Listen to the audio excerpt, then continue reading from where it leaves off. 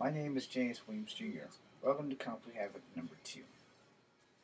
So, it's my 43rd birthday. It has been a fair day. I'm not going to say it's been the greatest day, but it hasn't been too bad. I'm very sorry that my father isn't here to see me turn 43. I'm also not too happy that my two younger brothers, not my youngest brother because he texted me, my two younger brothers in Smithville, I'm calling you out. They didn't even contact me to say happy birthday. It's all cool though. I forgive. It's no big deal. It's just another damn day.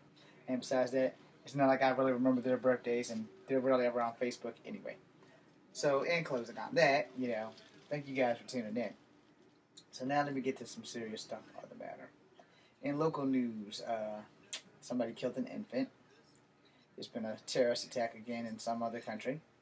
And there have been a lot of things that have been going on. And I'm going to say this because I'm a product of the 80s, the late 70s, early 80s, late 80s, early 90s.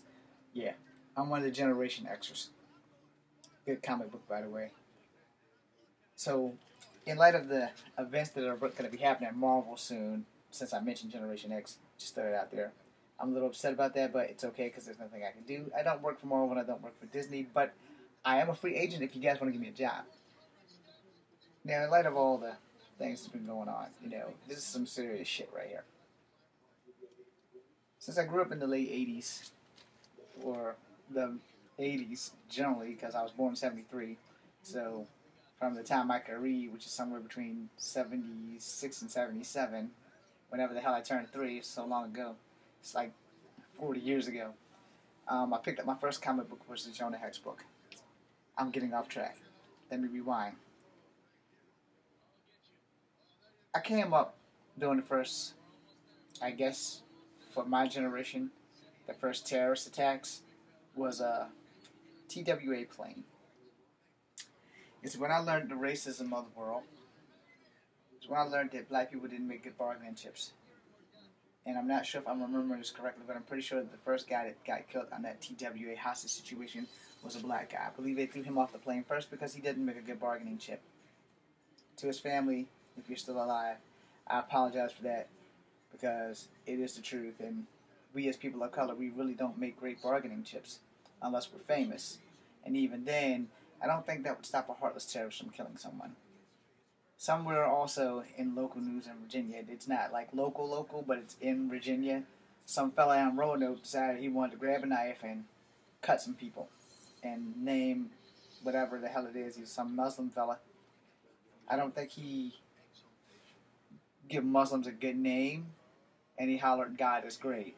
I don't think he has any ISIS terrorists, and I'm sure if you're watching the news at 11 o'clock, which is in like 5 minutes, you'll be able to see that. Well, by the time this is off, by the time this is posted, the news will probably be gone off. But I will say this, we're living in a world where things aren't 100% safe. Where this serene background that I have behind me, which is really just on the computer, because really behind me, there's some clothing and washcloth and towel, 2 of each, one for my face, one for my ass. We as people haven't gotten it. In 1,000 years, we haven't gotten it. It's hard to understand how everyone knows that if I cut my finger, I bleed. If you cut your finger, you bleed. Whether the blood's the same color or not, we all bleed. I'm tired. I put my dog tags on every day, even though I'm no longer a soldier. But those things mean something to me. Just like the oath I took, just like the warrior ethos in which I live by. Even though I'm no longer in the army, I still live by those warrior ethos. And I have brothers at arms, and sisters at arms, that are giving up their lives day in and day out in the National Guard, in the Marines, in the Army, in the Air Force, in the Navy, in the Coast Guard, on the police force. They have taken that same oath to serve and protect, and to die if necessary, to make sure that everyone in the world can sleep at night.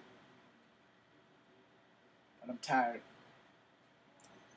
I'm so tired of repeating myself over and over and over.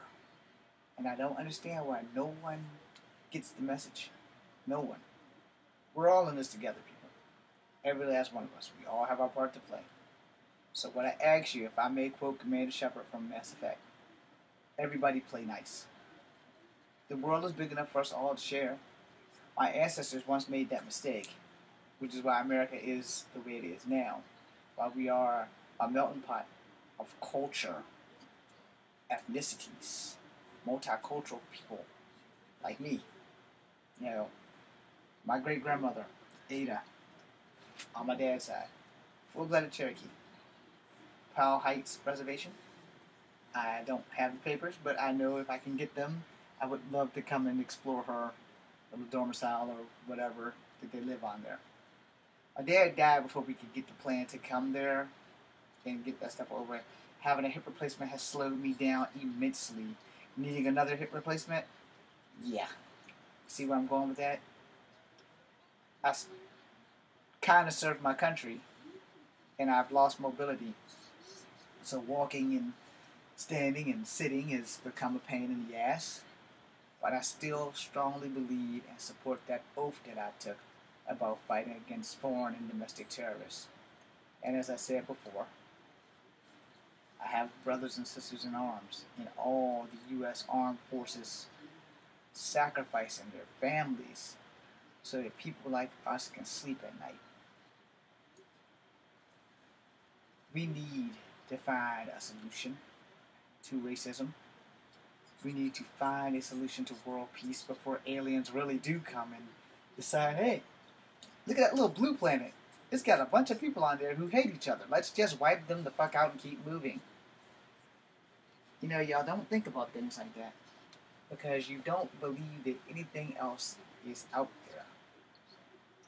Well, I'm a common sense man myself. I'm not a genius by any means of book sense. But as far as common sense, I am a common sense genius. And I will tell you right here, right now, that there is no way in hell that we are the only planet in the known and unknown universe that supports life. If you believe that, you're as dumb as a box of fucking rocks. Now, I'm going to close this out now, but before I do, I want to first thank everybody on my YouTube page for supporting me. I want to thank everybody on Facebook who should be on my YouTube page supporting me. And things like that happen all the time. I'm James Williams Sr. I have to go brush my teeth now. Be seeing you.